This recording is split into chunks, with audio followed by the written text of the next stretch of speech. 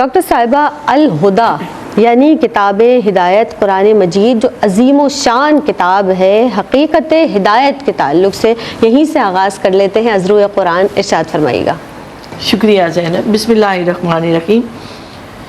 اللہ رب العزت نے سورہ بقرہ میں ارشاد فرمایا فَإِمَّا يَأْتِيَنَّكُم مِّنِّي هُدًى فَمَن تَبِعَ هُدَايَ فَلَا خَوْفٌ عَلَيْهِمْ وَلَا هُمْ يَحْزَنُونَ۔ یہ آیت مبارکہ حضرت آدم علیہ السلام کے واقعے کے بعد بیان ہوئی کہ جس میں حضرت آدم علیہ السلام کی توبہ قبول ہوئی، انہیں زمین پر بھیجا گیا اور فرمایا گیا کہ آپ کے پاس ہدایت آئے گی تو جس نے اس ہدایت کی پیروی کی اسے نہ کوئی خوف ہوگا نہ کوئی غم۔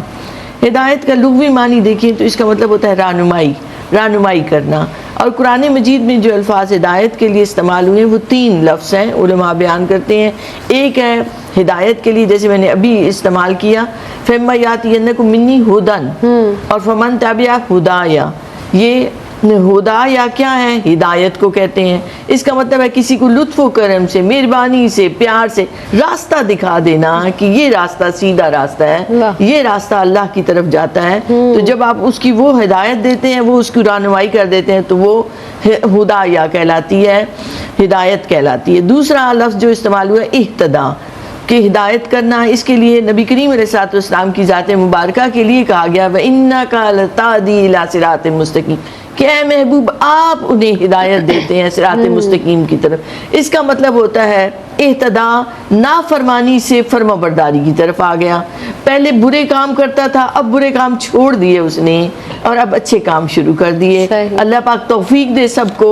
تو یہ کہلاتی ہے اہتدا کہ اس بندے نے اپنی نیگیٹو سے مثبت طرف آ گیا اور حالت کفر سے پلٹ کر آ گیا، گمراہی سے پلٹ کر آ گیا، گناہوں کو چھوڑ کر آ گیا، اہتدا کہلاتا ہے۔ پھر ایک اور لفظ استعمال ہوا رشدہ، رجل رشید، یہ اس کے لیے کہ جو نیک چلن، اب عرصہ دراز ہو گیا، اس نے تقوی کو مضبوطی سے پکڑ لیا، تو اس کو کہتے ہیں کہ رجل رشید، کہ یہ وہ شخص ہے جس کا پورا کردار نیکی اور صالحیت پر مبنی ہے، جو اعمال صالح کرتے کرتے اس مقام پر آ گیا۔ پھر آپ دیکھیں تو اللہ رب العزت نے کائنات میں جب چیزوں کو بنایا تو ان کو ایک ہدایت ان کی فطرت میں ڈال دی، جیسے پرندوں کو اڑنا سکھایا، جانوروں کو حشرات اللہ کو رینگنا عطا کیا۔ ہر جاندار میں فطرتاً 3 چیزیں ہیں، ایک اسے خوراک لینے کا پتہ ہے، ایک اسے اپنی تحفظ کا احساس رہتا ہے، اور ایک اسے اپنی نسل کو بڑھانے کا احساس رہتا ہے۔ یہ اس کا تعلق تو دنیا سے ہے کہ وہ غذا لیتا ہے، وہ اپنا تحفظ کرتا ہے۔ ایک کا تعلق آخرت سے ہے، اس اخروی ہدایت کے لیے اللہ رب العزت نے فرمایا کہ یہ احسان ہے تم پر۔ سورہ حجرات میں آتا ہے بل اللہ یمن علیکم، کہ اللہ کا احسان ہے تم پر کہ اس نے تمہیں ایمان کے ساتھ ہدایت عطا کی۔ اسے معمولی نہ سمجھنا، یہ اخروی ہدایت ہے جو تمہارے لیے سعادت کا باعث ہے۔